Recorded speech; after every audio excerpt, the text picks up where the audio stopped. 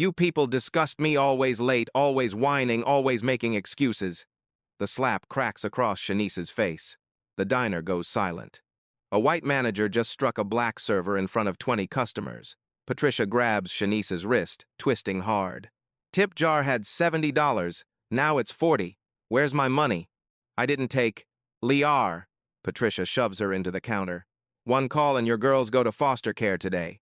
Shanice's 6-year-old watches her mama start crying. Please, my babies.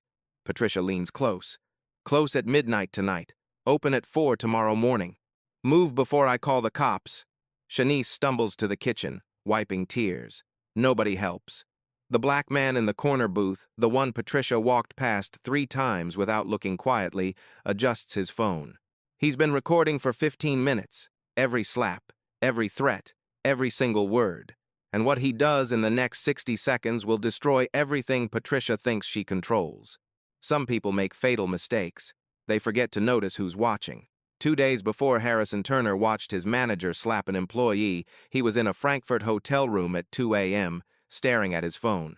The screen showed his daughter Zara holding a blue ribbon at her science fair. Timestamp: 3 hours ago, Detroit time.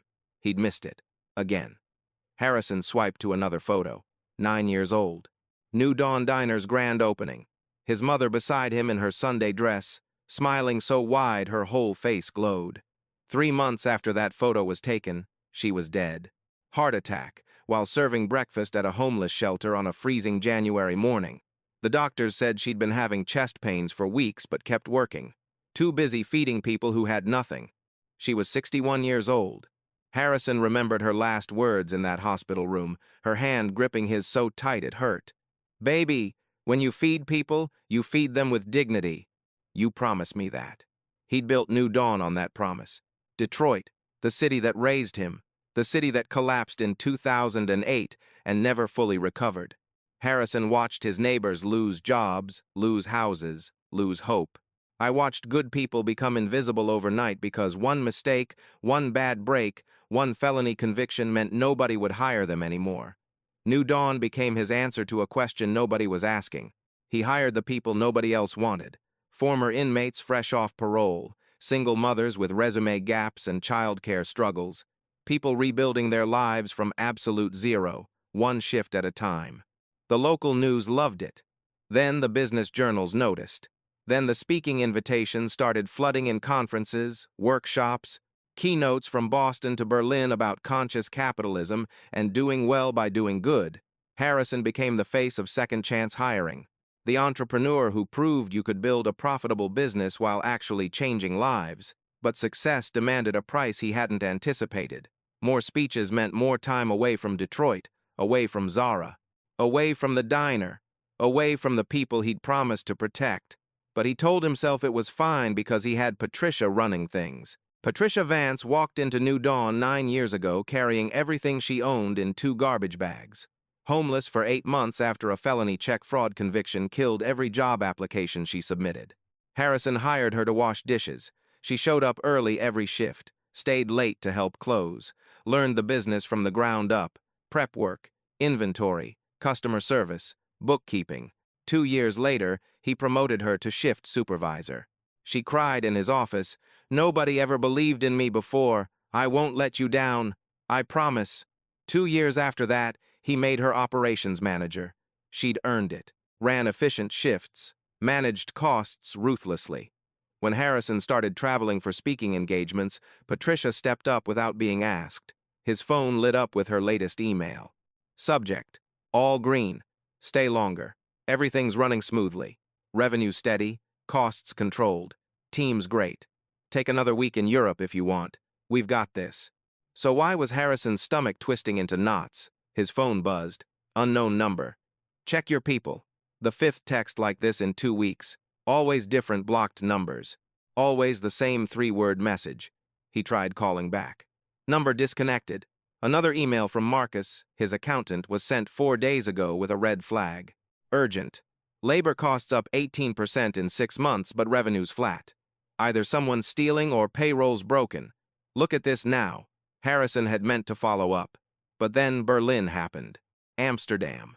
Frankfurt and 400 business leaders giving him a standing ovation. Meanwhile, back in Detroit, what was actually happening? He pulled up employee retention data. 6 months ago, 12% annual turnover, industry standard. Now, 41%. 4 out of every 10 employees had left in half a year. Patricia's explanation in her weekly reports: normal churn, personal reasons, better opportunities. 41% wasn't normal. It was hemorrhaging. Another text arrived. Check your people, before it's too late. Someone was desperately trying to tell him something. Someone too terrified to use their real name. Harrison made a decision, opened his laptop, booked a red-eye flight to Detroit. He wouldn't tell Patricia, wouldn't warn anyone. He'd show up and see what happened when nobody knew he was watching. He pulled a card from his wallet, faded yellow. His mother's handwriting, her French toast recipe. At the bottom, feed people with dignity. If someone was destroying that promise, he needed to see it himself. He texted Patricia, conference extended 3 weeks, London next, are you good? 10 seconds later, always boss, don't worry about anything. Harrison stared at those words. For the first time in 4 years, they didn't reassure him. They terrified him. Harrison's flight landed in Detroit at 6:42 a.m. He didn't go home, didn't stop at his daughter's place. Drove straight to a budget inn 3 blocks from the diner and checked in under a fake name. Room 217. Bare walls, thin carpet, a window overlooking the parking lot. He spread papers across the bed. Bank statements, payroll records, employee files his accountant had sent overnight. The numbers told a story if you knew how to read them. Average weekly payroll 6 months ago, $8,200. Current average, $9,680. That's $1,480 more every single week. Over 6 months, that's an extra $38,480 in labor costs. But revenue hadn't grown. Customer counts stayed flat. Menu prices unchanged. So where was that money going? Harrison cross-referenced the payroll reports Patricia submitted with the scheduling boards she emailed him weekly. Every employee showed exactly 40 hours, no overtime, clean records, too clean. He remembered Daniel Baker, the kid he'd hired 2 years ago fresh off parole. Talented line cook who used to work 55, 60-hour weeks because he loved the work. He'd told Harrison his dream was culinary school. Why would Daniel suddenly cap himself at 40? Harrison pulled up the digital schedule Patricia had sent last week. Daniel Baker, Monday through Friday, 8-hour shifts, exactly 40 hours total. But then, his phone buzzed. Unknown number, a photo attachment. Harrison opened it. The physical scheduling board inside New Dawn's kitchen. Not the digital version Patricia sent him, the real one. He zoomed in. Daniel Baker, Monday 10 p.m., Tuesday 10 p.m., Wednesday 10 p.m., Thursday 10 p.m., Friday 6 p.m., Saturday 10 p.m. 56 hours, not 40. Shanitz Brooks, Monday close 11 p.m., Tuesday open 5 a.m., Wednesday close 11 p.m., Thursday open 5 a.m., Friday close 11 p.m., Saturday 12 p.m. 8 p.m., Sunday 12 p.m. 8 p.m. Close open, close open, close open. Barely 6 hours between shifts for sleep. Harrison's hands started shaking. Someone was working them to exhaustion and only paying them for 40 hours. Someone was stealing their wages, stealing their sleep, stealing their lives. He typed a response. Who are you? 3 dots appeared, disappeared, appeared again. Someone who believes in second chances. For real. Come to the diner tomorrow morning, 7 a.m., corner booth. Order toast. Watch the office door. You'll see everything. Tell me your name. Not yet. But she threatened to call immigration on my sister. Said you'd believe her over me. I was scared, but somebody has to stop her. She, Patricia. Harrison's chest felt like it was caving in. The woman he'd saved from homelessness. The woman he'd trusted with everything. The woman he'd believed in when nobody else would. She was destroying people. Why didn't you tell me sooner? The response took a full minute. She knows everything about everyone. She knows my sister's undocumented. She showed me the ICE tip line on her phone, just pulled it up in front of me and smiled. 1 call and Rosa's deported. What was I supposed to do? Harrison stared at the message until his eyes burned. What's your name? but the number was already disconnected. He looked at the clock. 11:49 p.m. In 7 hours and 13 minutes, he'd walk into his own diner as a stranger. Harrison pulled items from his bag, a faded Detroit Tigers baseball cap, his oldest jacket with a coffee stain on the sleeve. Prescription sunglasses he never wore. He'd walk in, sit in that corner booth, order toast, and he'd finally see what happened when he wasn't watching. His phone buzzed one more time. Different number. "Thank you for coming home, Mr. Turner. They needed you here." Harrison typed back. "Who is this?" No response. He set his alarm for 6 a.m. Sleep came in shallow waves. Every time he closed his eyes, he saw his mother's face in that hospital bed. I heard her voice. "Feed people with dignity, baby. Promise me." He'd made a promise. Tomorrow morning, he'd find out if he'd kept it, or if he'd been funding a nightmare while he collected standing ovations 6,000 miles away. Harrison touched the recipe card on the nightstand. His mother's handwriting blurred through tears. He didn't know he was crying. Feed people with dignity. Tomorrow, he'd see what dignity looked like in the diner that bore her name, and God help whoever had turned it into something else. Harrison Turner walked into New Dawn Diner at 6:58 a.m. wearing a disguise that made him invisible. The baseball cap pulled low over his eyes, faded jacket with a coffee stain on the sleeve, sunglasses even though the sun hadn't fully risen, just another tired customer grabbing breakfast before work. The bell above the door chimed. That sound used to mean home. Now it meant something else entirely. The diner was half full, construction workers at the big table near the window, a couple of nurses still in scrubs from the night shift. Early commuters hunched over coffee and phones. Nobody looked up when Harrison entered. The smell hit him immediately. Coffee, bacon grease, toast. But something was missing. The cinnamon. Where was the smell of cinnamon from his mother's famous French toast? Harrison slid into the corner booth. The vinyls squeaked under his weight. From here, he had a clear line of sight to the kitchen, the counter, and Patricia's office door. A server approached. Shanice Brooks. Her employee file said she was 29, but she looked 40. Dark circles carved shadows under her eyes like bruises that wouldn't heal. Her hands gripped the order pad so tight her knuckles went white. "Morning," she said. Her voice was flat. Professional autopilot. "Coffee? Please. And wheat toast. Butter on the side." She wrote it down. Her hand trembled, just slightly. The pen tip stuttered across the paper. "Coming right up." Harrison watched her walk to the coffee station, watched her pour with hands that shook just enough to slosh liquid over the rim of the cup. She wiped the saucer quickly, efficiently, the muscle memory of someone who'd cleaned up small mistakes 1,000 times. She brought his coffee, set it down carefully. "Toast'll be right out. Thank you." She almost smiled. Didn't quite make it. Just a brief softening around her mouth before the professional mask locked back into place. From the kitchen, the ticket printer buzzed. Orders backing up. Harrison checked his watch. 7:03 a.m. The morning rush is starting to build. Then Patricia emerged from her office. She looked sharp, professional.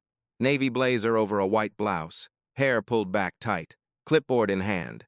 She scanned the dining room with eyes that missed nothing. Her gaze passed over Harrison without pausing. He was nobody, just another customer. Patricia walked to the counter where Shanice was refilling a coffee pot. "Shanice, front, now." Shanice's shoulders tensed. She set down the pot and hurried over, wiping her hands on her apron. "Yes, ma'am?" Patricia's voice was low, but the booth's acoustics carried it perfectly. Harrison had built this place. He knew every sound pocket, every echo. "We need to talk. Office." "Yes, ma'am. Let me just—" "Now, Shanice." They disappeared into the office. The door swung half shut but didn't latch. Harrison shifted in his seat. Through the gap, he could see Shanice standing, Patricia sitting behind the desk. The power dynamic was crystal clear. Patricia's voice drifted out. "Pleasant, controlled, poisonous. You're closing tonight at 11 and opening tomorrow at 4 a.m. 5 hours between shifts. And Shanice? Your daughter's school called here again. Something about lunch money. They said you haven't paid in 3 weeks." Shanice's response was too quiet to hear, but Harrison saw her body language, saw her fold inward like she was trying to disappear. Patricia continued, her voice sweet as antifreeze. Maybe if you managed your time better, you wouldn't have these problems. She leaned forward.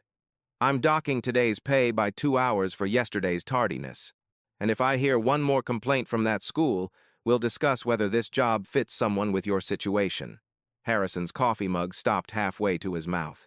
Through the gap, he saw Shanice's face. The exact moment her spirit broke, her voice came out barely louder than breath. Yes, ma'am. 2 words, so quiet most people would miss them. But Harrison heard them clearly. Those 2 words, that whisper of complete defeat, stopped his blood cold. That was the sound of his mother's promise being shattered, dignity being destroyed. Someone who'd said, yes, ma'am, so many times it became an automatic surrender. Patricia stood, patted Shanice's shoulder. I know it's hard, but Mr. Turner built this place for people willing to work hard. You do appreciate your second chance, don't you? Yes, ma'am. Good. Get back to work. Shanice walked out, eyes red but dry. She'd learned not to cry where Patricia could see. Harrison's hands clenched around the mug. This was the whisper. This was what happened when he wasn't watching. And he'd been gone for 18 months. Harrison's toast arrived 5 minutes later. Daniel Baker brought it. Early 20s, lean and muscular, with tattoos running up both forearms and burn scars on his hands from years of kitchen work. Harrison recognized him from the hiring photo 2 years ago. Wheat toast, butter on the side. Daniel set down the plate. Anything else I can get you? This looks great. Hey, you make the French toast here? Daniel's face flickered. Pride mixed with something else. Resignation, maybe. Yeah, when we got the ingredients for it. The kitchen's been running pretty lean lately. I heard this place used to be famous for French toast. The owner's mother had some special recipe? Daniel glanced toward Patricia's office, lowered his voice. We don't use that recipe anymore. The manager changed suppliers about 6 months ago. Cheaper bread, margarine instead of butter, no cinnamon. He shrugged. Saves money, she says. Not my call. Harrison felt something crack inside his chest. His mother's recipe. The one single thing he'd asked Patricia to protect. Changed. For profit margins. Thanks, Harrison managed. Daniel nodded and headed back to the kitchen. Harrison bit into the toast. Dry. Flavorless. Wrong. He pulled the small recipe card from his jacket pocket, looked at it under the table. His mother's cursive handwriting. Thick-cut challah bread, real butter, cinnamon, vanilla extract, pinch of nutmeg. Feed people with dignity. This toast had no dignity. Just cost-cutting dressed up as breakfast. At the counter, Patricia was counting the tip jar. Harrison watched her count bills, write a number in a small notebook, then pocket 3 20s before writing a different number in the official logbook. $60. Just gone. A customer at table 4 left a $5 bill under their plate and walked out. Shanice cleared the table, saw the tip, pocketed it as she headed to the kitchen. Patricia materialized beside her. Did table 4 leave anything? Shanice's face went carefully blank. $5, ma'am. Tip pool, Shanice. You know the rules. Shanice pulled the crumpled bill from her apron and handed it over. Patricia smiled. See? Teamwork. She walked away. Harrison watched her add that 5 to the pile she'd skimmed, stealing from people who made $2.35 an hour before tips. The door opened. Daniel walked in, saw Patricia, and his whole body went rigid. Patricia smiled. Daniel, come here, please. The line cook emerged from the kitchen, wiping his hands on a towel. Yes, ma'am? Your paycheck last week? You wanted to discuss it? Daniel glanced around. 20 people watching. Could we maybe talk in the office? No need. You worked 40 hours. You got paid for 40 hours. Is there a problem? Daniel's jaw clenched. The schedule showed me at 52 hours, ma'am. I thought maybe there was a mistake in payroll. Patricia's eyebrows rose. The time clock showed 40 hours, Daniel. Are you saying the time clock is wrong? No, ma'am, I just thought. Because if you're saying the time clock is wrong, we'll need to investigate. Pull all your hours for the past 6 months, including that week you called in sick but I saw you posted photos from Cedar Point. Her smile was nice. Do you want me to review everything, Daniel? Or do you trust that the time clock is accurate? Daniel's face went pale. The time clock is accurate, ma'am. Good. And Daniel? Your parole officer called yesterday. Told him you were doing great here, reliable, trustworthy. She paused. I'd hate to have to change that assessment. Daniel's hands curled into fists. He forced them open. Yes, ma'am. Thank you, ma'am. Back to work. Daniel retreated to the kitchen. Harrison's vision blurred. Patricia wasn't just stealing wages. She was building a prison, using people's pasts, their parole officers, their criminal records as bars and chains. The door chimed. A little girl walked in, 6 years old, worn backpack hanging off thin shoulders, pink jacket with a missing button. She spotted Shanice. Mommy! Shanice spun. Her face went from exhausted to terrified. Amara? Baby, what are you doing here? You forgot to leave lunch money. Mrs. Patterson said I should come find you before school. Patricia appeared. Shanice? Is this your daughter? Yes, ma'am. I'm so sorry. Your child is in the restaurant, during business hours, during the breakfast rush. This is a workplace, Shanice, not a daycare. I know, ma'am. I just forgot money this morning. You're always running late. And now your personal life is interfering with your professional responsibilities. Shanice knelt down fast, fumbled with her apron pocket, pulled out her wallet. Harrison watched her count what was inside. $6. That was it. She pulled out all 6 and pressed them into her daughter's hands. Here, baby. Get lunch today and tomorrow. Mommy will bring more on Friday, okay? But Mommy, what about your lunch? I'm fine, sweetheart. I'll eat here. A lie. Go to school now. Be good. I love you. Amara hugged her mother's neck. Shanice held her for exactly 3 seconds. Then she gently pushed her away. Go on now. You'll be late. Amara left. Shanice stood, stared at the empty wallet in her hands. Patricia leaned in close, whispered, Get it together, Shanice, or I'll document this as another incident of instability. And we both know your caseworker is watching. Yes, ma'am. Harrison watched Shanice walk to the bathroom. His phone buzzed. Text from unknown number. Mr. Turner? Table 12. I know it's you. We need to talk. A woman at table 12 was staring at him.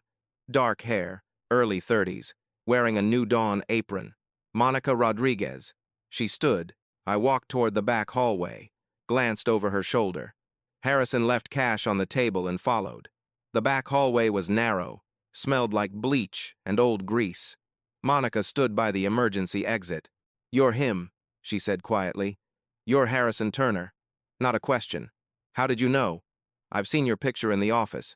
And you've been sitting in that booth for 45 minutes watching everything? You're the one who's been getting the texts, aren't you? Harrison nodded. That was you? Monica's eyes filled with tears. I'm sorry I didn't use my name. I'm sorry I waited so long. But she threatened me. She threatened my sister. Tell me. My sister Rosa lives with me. She's undocumented. Patricia found out 6 months ago. She pulled up the ICE tip line on her phone. Right in front of me. Just showed it to me and smiled. Said one call and Rosa would be deported within 48 hours. How long has Patricia been doing this to you? 14 months. Since you started traveling more. At first it was small. An hour here, an hour there. But it got worse. Monica pulled out her phone, showed Harrison a screenshot. She sells our information to payday loan companies. $50 per name. I got 12 calls last week from places I never contacted. Harrison stared at the image. A spreadsheet. Employee names. Phone numbers. Addresses. A column labeled referral fee. $50. It's not just me, Monica said. It's everyone. Shanice, Daniel, all of us. She knows everything about everybody. And she uses it. Every single day. Why didn't anyone tell me? Because you were never here. 2 employees tried calling you 6 months ago. Patricia found out. One got fired the next day for stealing. The other had hours cut from 40 to 12. Both quit within a week. How many hours did you work last week? 54. How many did you get paid for? 40. And Shanice? 68 hours, paid for 40. Close open shifts for 3 weeks straight. 5 hours of sleep between shifts. Monica's voice broke. I found her crying in the walk-in freezer last week. Harrison's hands started shaking. I need to see Patricia's office. Monica pulled a key from her pocket. I made a copy of her desk key 6 months ago. Been too scared to use it. She pressed it into his palm. Bottom drawer. 2 sets of time cards. Ledger with everything. When? Tonight, after close. I'll let you in through the back. She'll know. I don't care anymore. Somebody has to stop her. And you're the only person who can. Shanice emerged from the bathroom, saw them talking. Her eyes went wide. Monica grabbed Harrison's arm. Go, now, before Patricia sees. Harrison walked back through the dining room, put on his sunglasses, pulled his cap lower. Patricia was at the register. She didn't even glance his way. He pushed through the door. Outside, the morning sun felt too bright. The street is too normal. Harrison sat in his car for 10 minutes, hands gripping the steering wheel. Mother's recipe card on the dashboard. Feed people with dignity. He'd made a promise, and he'd broken it by being absent. But tonight, he was getting proof. Tonight, he was getting evidence. And tomorrow morning, Patricia Vance was going to learn what happened when you turned someone's legacy into a nightmare. 18 hours until Monica let him into that office. 18 hours until he saw exactly how deep this went. And then Patricia would answer for every stolen dollar, every broken spirit, every whispered, "Yes, ma'am." Every single one. The diner closed at 11 p.m. Harrison waited in his car 3 blocks away until his phone buzzed at 11:43 p.m. Monica's text. Back door. Now. He drove around to the alley behind New Dawn. The streetlight above the dumpster had burned out months ago.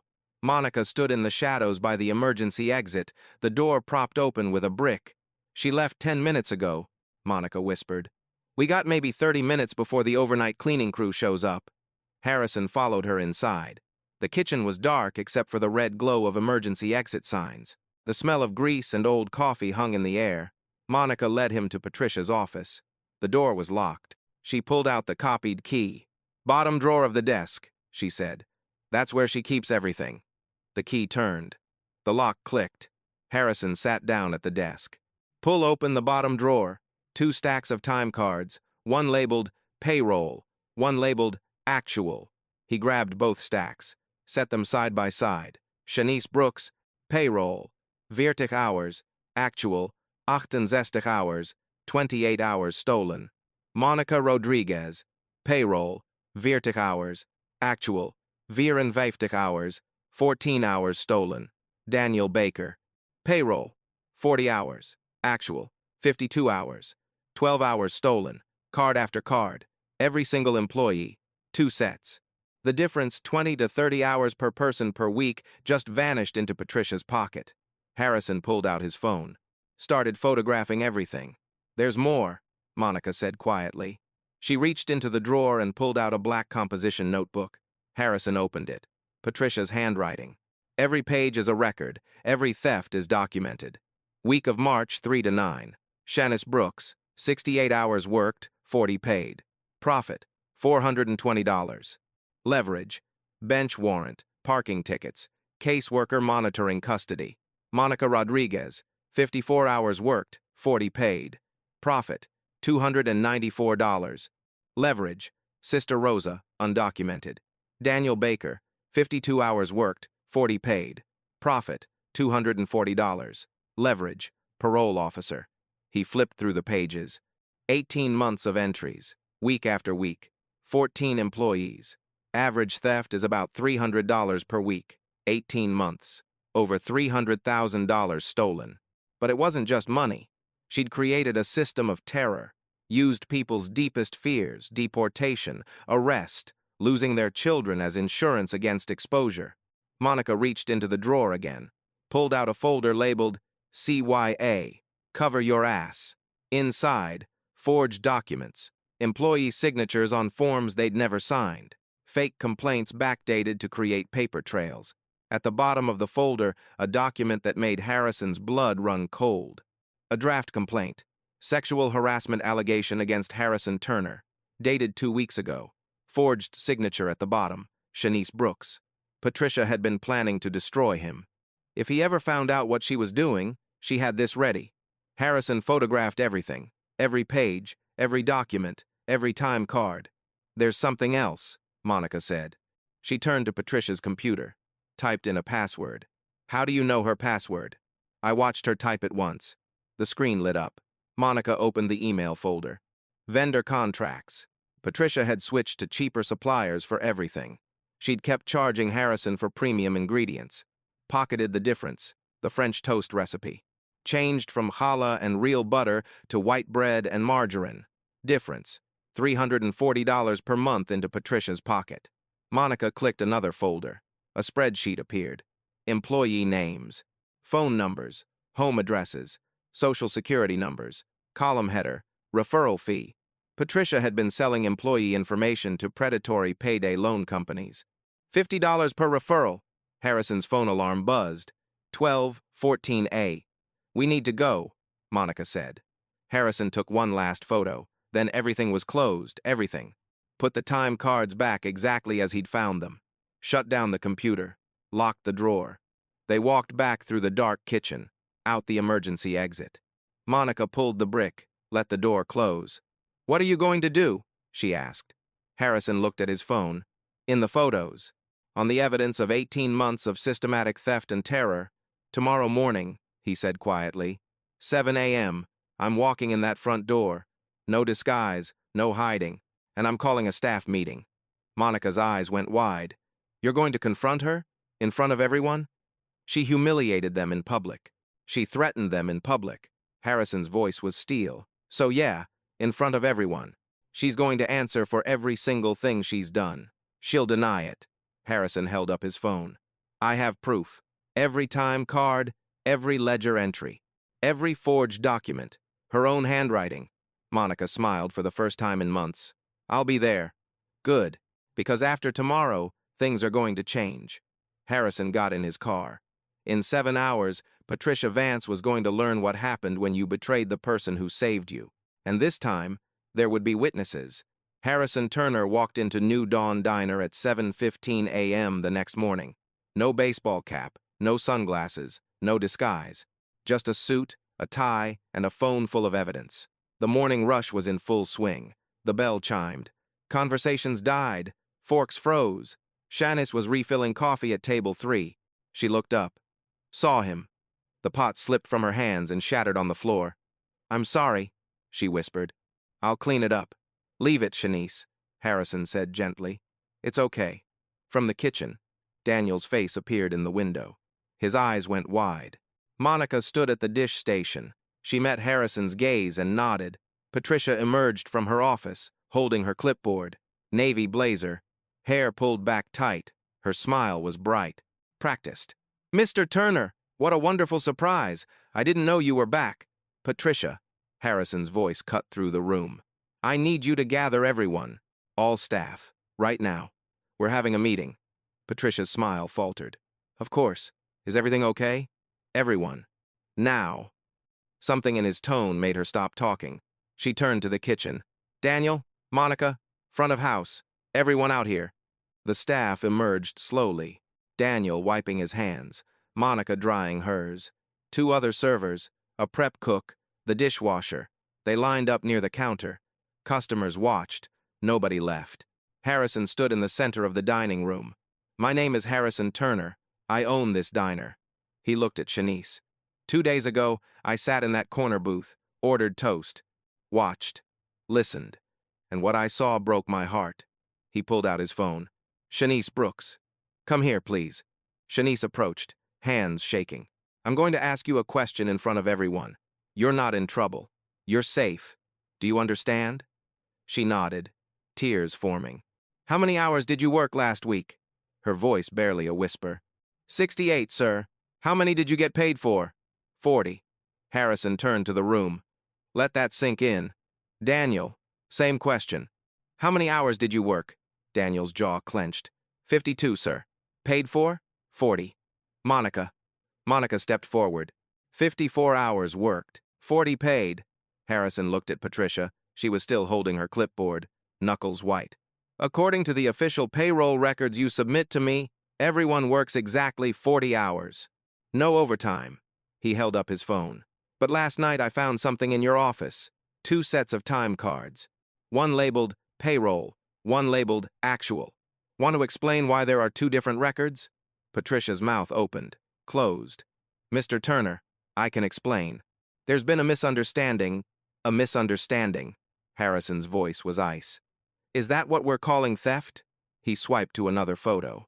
Hold it up. This is your handwriting, your ledger. Let me read an entry. He looked at Shanice. Shanice Brooks, 68 hours worked, 40 paid. Profit, $420. Leverage, bench warrant, caseworker monitoring custody. The room went dead silent. Shanice made a small sound, like something breaking. Harrison continued. You documented everything, every stolen dollar, every threat. Monica's undocumented sister, Daniel's parole officer. You wrote it all down. Patricia's face lost all color. You went through my desk. You had no right. I own the building. I own the desk. Harrison's voice was steel. $300,000. That's how much you stole from 14 people over 18 months. People who came here because they needed a second chance. His voice cracked. He looked at Shanice, at Monica, at Daniel. I'm sorry. I should have been here. I failed you. Then he turned back to Patricia. You're fired, effective immediately. I want you out in 5 minutes. Patricia's mask shattered. You can't do this. I have rights. I'll sue for wrongful termination. Harrison held up his phone. I have 18 months of documented theft, forged records, proof you sold employee information to payday loan companies. He paused. And a draft sexual harassment complaint, dated 2 weeks ago. Forged Shanice's signature, planning to frame me if I found out. Patricia's face went gray. Walk out now, or I call the police and you walk out in handcuffs. Your decision. Patricia didn't move. Then she set down her clipboard, took off her blazer, laid it on the counter. You self-righteous hypocrite, she hissed. You abandoned this place. I kept it running while you played hero across the world. You kept it running by enslaving people I hired to protect. Get out. Patricia looked around the room.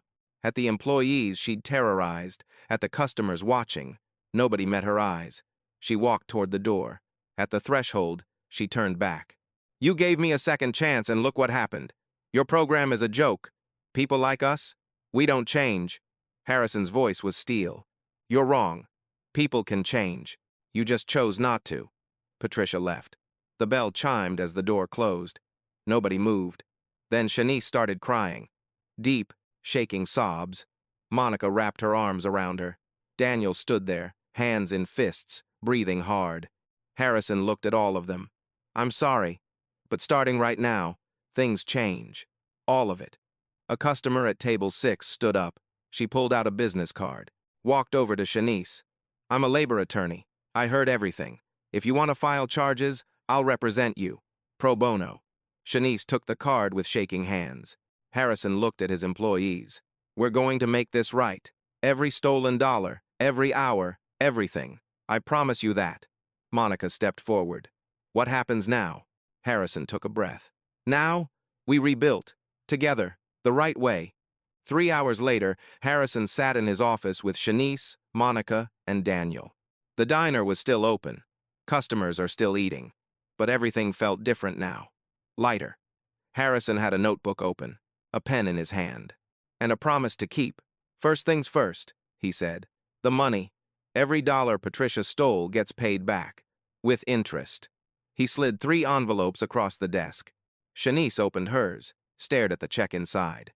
$6,340. Her hands started shaking.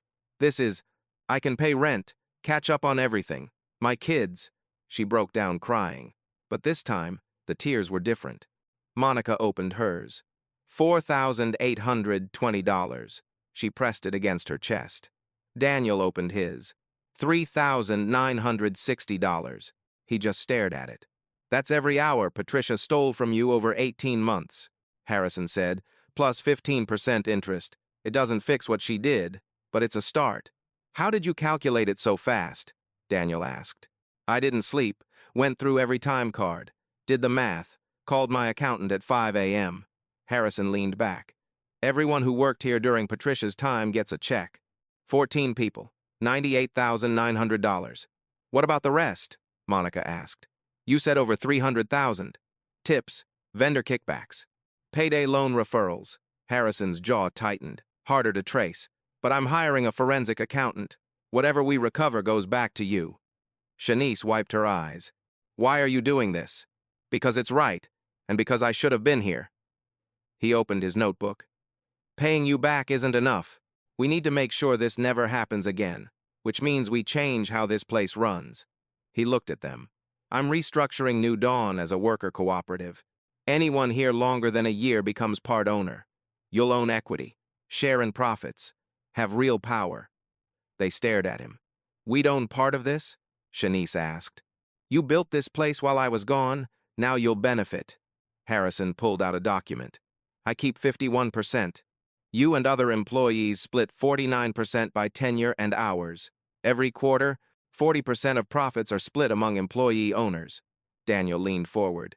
What if we make bad decisions? Then we'll screw up together and fix it together. Harrison flipped pages. Second, Employee Council. 5 elected members. Veto power over major decisions. Hiring, firing managers, policy changes, vendor contracts. I can't fire anyone without council approval. Council can override me with majority vote. You're giving us power to vote against you? Monica asked. I'm giving you power to protect yourselves. He made a note. Third, transparent systems. Everything is digital. Cloud-based time tracking everyone can access. Scheduling posted 2 weeks ahead. No more manual cards Patricia can manipulate.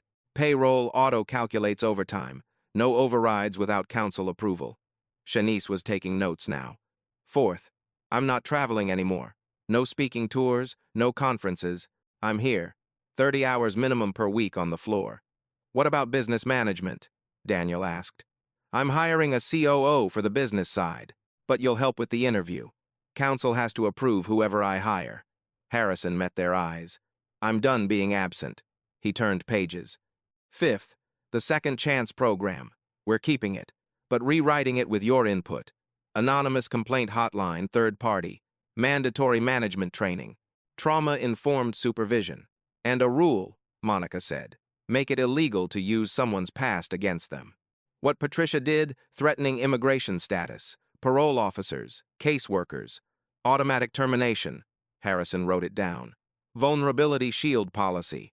Using an employee's legal status, criminal record, or personal situation as leverage means immediate termination. What else? They spent 2 hours building it. Peer mentorship. Shanice volunteered to mentor the next single mom hired. Fair scheduling. No close open shifts without consent and premium pay. Profit-sharing transparency. Everyone sees numbers. When done, Harrison looked at the list. One more thing. The recipe. He pulled out his mother's recipe card. Patricia changed my mother's French toast recipe to save money. Cheaper bread. Margarine instead of butter. No cinnamon. His voice was thick. We're going back to the original. Don't care if it costs more. We'll raise the price. But we're not compromising. He laid the card on the desk. My mama said, feed people with dignity. That's not just words. That's how we cook. How we treat employees. How we run this place. Shanice reached out and touched the card gently. We'll honor it, she said. I promise. Harrison nodded. Couldn't speak for a moment. Okay. He cleared his throat. Employee council elections happen next week. I'm nominating you 3, but everyone votes. Monica smiled. What if we don't get elected? Then I'll trust whoever does. They stood up, started to leave. At the door, Shanice turned back. Mr. Turner, thank you for coming back, for seeing us. Harrison shook his head. Don't thank me yet. Thank me when this works. When you feel safe. When you can feed your kids without choosing between rent and food. I already feel different, she said quietly. For the first time in 18 months, I'm not scared. After they left, Harrison sat alone. His phone buzzed. Text from Zara. Dad, someone posted a video of this morning. You're trending. People are calling you a hero. Harrison looked at his mother's recipe card on the desk. He wasn't a hero. He was just a man who'd failed people, learned from it, and was trying to do better. That would have to be enough. Let me count more carefully and create a tighter version. 6 weeks later, Shanice Brooks walked into New Dawn Diner at 8 a.m. on a Saturday. Not for work. She was bringing her daughters for breakfast. Amara and Destiny bounced through the door ahead of her. Mommy, can we sit in a booth? Amara asked. Any booth you want, baby. They chose the corner booth, the one where Harrison had sat 6 weeks ago. Monica saw them, smiled, walked over with coloring pages and crayons. Good morning, ladies. What can I get you? French toast, Destiny shouted. Please, Shanice corrected. French toast, please, Destiny amended. Monica wrote it down. The real recipe. Coming right up. She headed to the kitchen, called the order to Daniel. Harrison was already there, working the grill alongside Daniel. 32 hours this week. Shanice's girls? Daniel asked. Yeah, first time since everything. Harrison cracked eggs, started whisking. Then we make it perfect. Daniel prepped the challah bread thick cut. Harrison mixed eggs, vanilla, cinnamon, nutmeg, real butter melted in the pan. The smell filled the kitchen. That smell was missing for 18 months. You know what's different now? Daniel said. What? I don't dread coming here anymore. Used to wake up with my stomach in knots. Now I look forward to it. Harrison nodded, couldn't speak. The French toast came out golden brown. Harrison plated it. Powdered sugar, fresh strawberries, real maple syrup. Can I take it out? He asked. Daniel smiled. It's your diner. No, it's ours.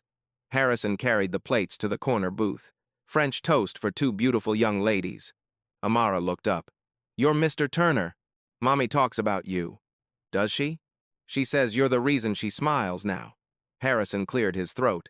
Your mom's the reason this place is still standing. He looked at Shanice. She had tears in her eyes. Thank you, she mouthed. At the counter, Monica was counting tips from yesterday. The new system, transparent, digital, fair, no skimming. Her sister Rosa sat there, eating breakfast before her shift. She worked here now, 3 days a week, documented, safe. The council had voted to create a legal fund, pooled resources for Rosa and 2 other employees. Hired a lawyer, did it right. Monica caught Harrison's eye, smiled. At table 6, a new hire took her first solo order. Keisha, 26, single mom. Shanice had mentored her. You're safe here, I promise. Now Keisha's hands weren't shaking. Progress. The morning rush built. Orders flew. The kitchen hummed. At 10 a.m., Harrison's phone buzzed. Reminder, employee council meeting at 11 a.m. Elections happened 3 weeks ago. Shanice, Monica, Daniel won seats. 2 other longtime employees rounded out the council. Today's agenda, COO applications. Council would interview the final 3 candidates next week. Harrison got 1 vote, same as everyone else. Democracy. At 10:30, Harrison untied his apron. I'm out. Council meeting at 30. We got this, Daniel said. Harrison stopped at the corner booth. Amara and Destiny had demolished their French toast. Powdered sugar covered their faces. How was it? Best ever, Destiny said. Amara nodded. It tastes like Grandma's pancakes, before she went to heaven. Shanice's eyes filled with tears. My mom used to make French toast every Saturday. I haven't been able to afford to take them out in. What a long time. Well, Harrison said, you've got an ownership stake in this place now. You can bring them as often as you want. Shanice laughed through tears. Family discount for the owners? Exactly. At 11 a.m., the council gathered in the office that used to be Patricia's. They'd repainted it. Put up a new sign. Employee council room. 5 people sat around the table. Okay, Shanice said, opening her notebook. She was council chair. First order, COO applications. 3 finalists. Harrison, you want to present? Harrison presented. The council asked questions, debated, voted. Harrison's first choice? Voted down. 4-2. The council's choice? Someone Harrison had ranked 3rd.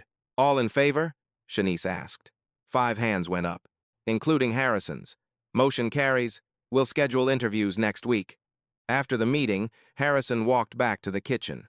Through the window, he could see Shanice and her daughters leaving. Amara skipped. Destiny held her mother's hand. Shanice was smiling. Harrison looked at his mother's recipe card. Framed now. Hanging on the wall by the grill. Feed people with dignity. Finally, after 18 months of failure, he was keeping that promise. Not alone. Together.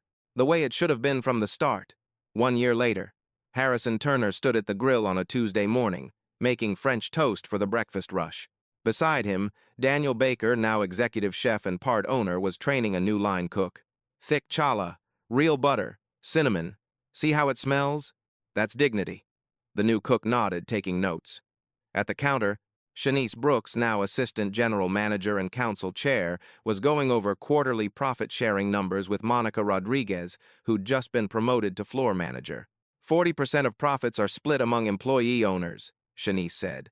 $1,800 per person this quarter. Monica smiled. Rosa's going to cry.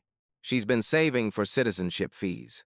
In the corner booth, a reporter from the Detroit Free Press was interviewing Harrison about worker cooperatives. So a year after exposing your manager's wage theft, the reporter said, what's changed? Harrison looked around the diner. Employee retention, 96%. Revenue, up 43%. Complaints, 0. Everything, Harrison said. We stopped treating employees like expenses and started treating them like partners. When people feel valued, they build something worth valuing. The reporter scribbled notes. And Patricia Vance? Facing charges. Wage theft, fraud, identity theft. Any regrets? Harrison thought about that. I regret not being here, not seeing it sooner. Not protecting people I promised to protect. He paused. But I'm grateful for the second chance to make it right. After the interview, Harrison walked through the dining room. I watched Shanice laugh with customers. I watched Daniel teach with patience. Watched Monica count tips fairly. His phone buzzed. Text from Zara. Proud of you, Dad. See you for dinner tonight? Wouldn't miss it. Harrison pulled out his mother's recipe card. Looked at her handwriting one more time. Feed people with dignity. He'd failed that promise once. He wouldn't fail it again. Shanice stayed silent for 18 months. Monica was terrified for 14. Daniel swallowed his questions for 2 years. They all thought no one would believe them, that speaking up would cost them everything. But someone was finally paying attention. If you've ever felt invisible at work, if you've ever been told to stay quiet when everything inside you wanted to scream, leave a comment below. Because thousands of people watching this have been exactly where you are. And if this story moved you, share it with someone who needs to hear it today. Because stories like Shanice's only change things when people like you refuse to let them stay hidden. Change doesn't happen when we stay silent. It happens when we find the courage to speak.